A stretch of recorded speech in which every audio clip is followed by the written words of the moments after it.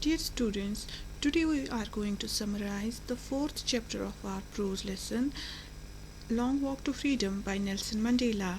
This chapter is an extract from his autobiography, Long Walk to Freedom. Nelson Mandela was born on July 18, 1918 in South Africa. Mandela has received more than 100 awards over 40 years. He is also the recipient of the Nobel Prize in 1993. Apartheid is the discrimination, or what we call separation of people on the basis of race, caste and color.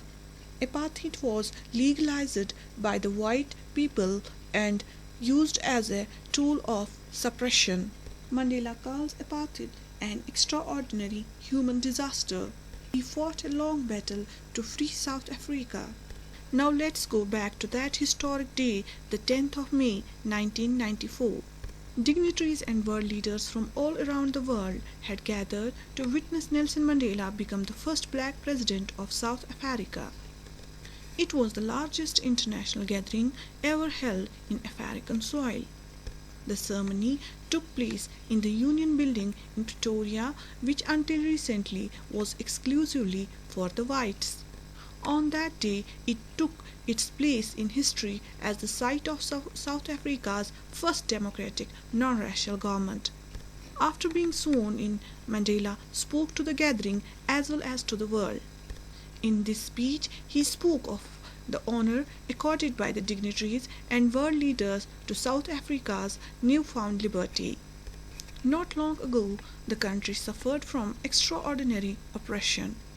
However, from this experience, a society was born which would make the world proud. Brave men and women born from this oppression had fought and achieved freedom. Mandela vowed that his country would never ever see one man oppressing another. Mandela remembers how after his speech the chief of police and military saluted him and pledged their loyalty. The same men would have arrested him not long ago. He remembers feeling overwhelmed, thinking about the decades that had gone by where one of the harshest, most inhuman structures had been created in society. One section of the society, the whites, had systematically oppressed another, inflicting grievous wounds on the country. But this practice had also created brave patriots, men of courage, wisdom and generosity. It was from them that Mandela learned the meaning of courage. Courage, he learned, was not the absence of fear, but the triumph over it. It's not that these people did not feel fear, rather they overcame fears because they believed in an idea.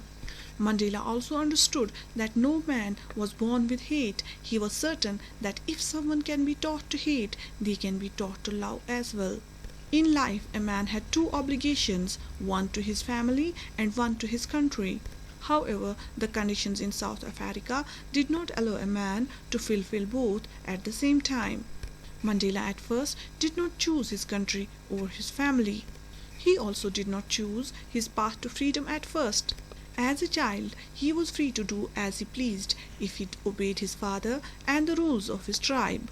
But as a young man, he longed for freedom for himself, freedom to earn, marry, and start a family. Then he saw that people like him were not free. It was then he was filled with a desire to achieve freedom for his people so they could lead lives of dignity and self-respect. He then joined the African National Congress. It changed him from a frightened young man to a bold freedom fighter, from a law-abiding one to a criminal and an outcast. But he knew he could not stand idly by when his people's freedom was threatened. After all, restrictions for any one of his people meant restrictions for him. Mandela also believed that the oppressors were as imprisoned as the oppressed. Freedom, therefore, did not just mean the freedom for the oppressed, it also meant the freedom for the oppressor. The oppressor was just another man imprisoned by his hatred of others.